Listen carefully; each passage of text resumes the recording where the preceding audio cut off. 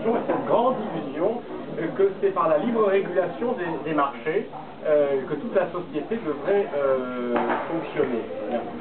Alors pourquoi on peut dire aujourd'hui que c'est de cela véritablement que nous souffrons, et notamment dans cette crise? Il faut bien comprendre ce qui s'est passé au cours des 30 dernières années. Dans les 30 précédentes, celles qu'on appelle les 30 glorieuses, qui ne sont certes pas un paradis perdu qu'il s'agirait de retrouver, mais il faut quand même rappeler que cette période issue de la grande dépression des années 30 et de la catastrophe qu'ont été le nazisme, la Seconde Guerre mondiale, avait engendré déjà une série de compromis. Un début de civilisation, voilà, de la société moderne, et cette période de prospérité relative, de plein emploi, des de progrès sociaux aussi, de progrès du pouvoir d'achat des ouvriers, de progrès des lois sociales, cette période-là était en fait quelque part une période déjà de socialisation partielle de l'économie. Il faut le rappeler, on l'oublie, on ne l'a pas su. C'est une époque où les prix étaient administrés, les salaires étaient administrés, les taux d'intérêt étaient administrés, les mouvements, les capitaux ne pouvaient pas circuler librement, sauf pour les contreparties d'échanges réels.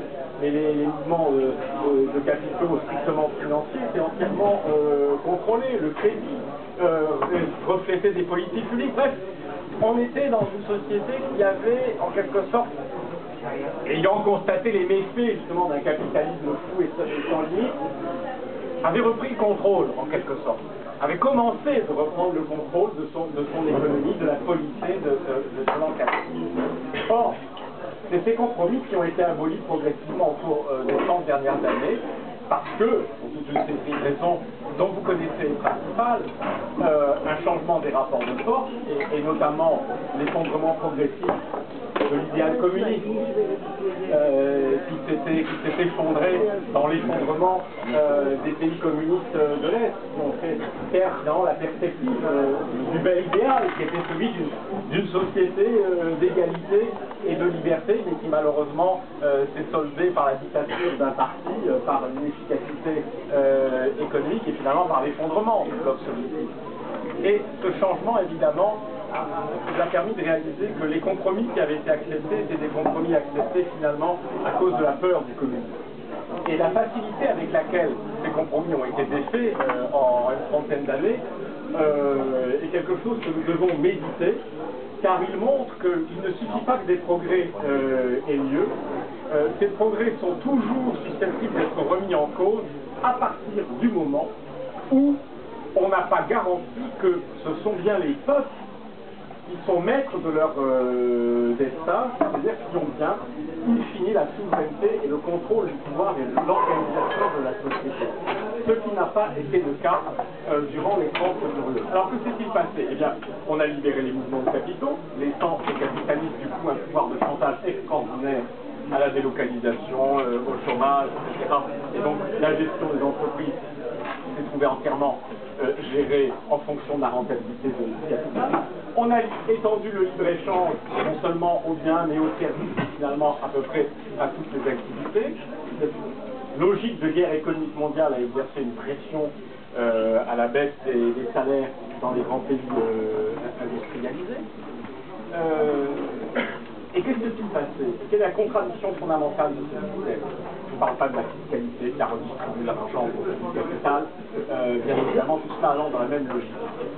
Eh bien, les clés qui sont à l'origine de la crise contemporaine, de la contradiction de ce système, c'est qu'en raison de leur pouvoir sans limite, qui leur a été donné par le politique, qui n'est pas tombé du ciel, qui leur a été donné par la libre circulation des capitaux, par les réformes, par la fiscalité qui a rendu l'argent au capital, en vertu de ce pouvoir sans limite qui a été donné par la déréglementation et les nouvelles politiques fiscales, eh bien, on a mis au cœur du système, on a accentué au cœur du système ce qui a toujours été la contradiction fondamentale du capitalisme, à savoir qu'un système qui se développe uniquement en fonction des intérêts du capital, à un moment ou à un autre, tombe devant l'os, qui est qu'une société de masse et qui repose principalement sur la prospérité des masses, le pouvoir d'achat et la consommation des masses, ne peut pas durablement être organisée de manière à ne se faire que dans l'intérêt de ceux qui détiennent le capital.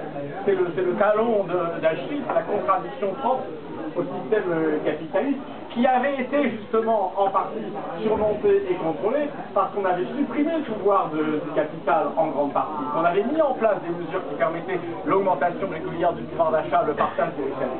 À partir du moment où, à nouveau dans un système où le pouvoir est rendu au capital d'exiger toutes les déréglementations, d'exiger tout le pouvoir dans l'entreprise, et bien la répartition du revenu a commencé à nouveau à se détériorer au détriment du travail et au profit du capital dans tous les grands pays industrialisés. Le résultat, c'est que vous ôtez le pouvoir d'achat de ceux qui sont les seuls capables de soutenir l'activité et la prospérité de ce système, et dans le même temps, vous donnez de l'argent et du pouvoir à des gens qui vont faire quoi? Ah, encore aurait-il investi ces capitaux dans des investissements productifs, dans de la recherche, etc. Mais qu'ont-ils fait? Évidemment, ils l'ont investi plutôt dans de la spéculation financière ou immobilière, parce que c'était nettement plus rentable. Tout ceci est dans la logique même du système. Ça vous donne les deux éléments clés de la crise que nous vivons aujourd'hui, au niveau de la crise économique, qui est que si vous transférez les revenus vers des gens qui vont les investir dans de la spéculation, vous avez des crises financières à répétition. Si d'un autre côté, votre système ne peut pas tenir socialement et économiquement parce que vous réprimez en permanence le pouvoir d'achat des masses, vous ne pouvez vous en sortir comment? Que par le surendettement des ménages, que par le crédit, les revolving, les crédits hypothécaires, ou par le surendettement public, car on voit partout, surtout en Europe, pas aux États-Unis, des États s'endetter pour mettre en place bien, des minima sociaux, des primes pour l'emploi, et tout ça c'est quoi?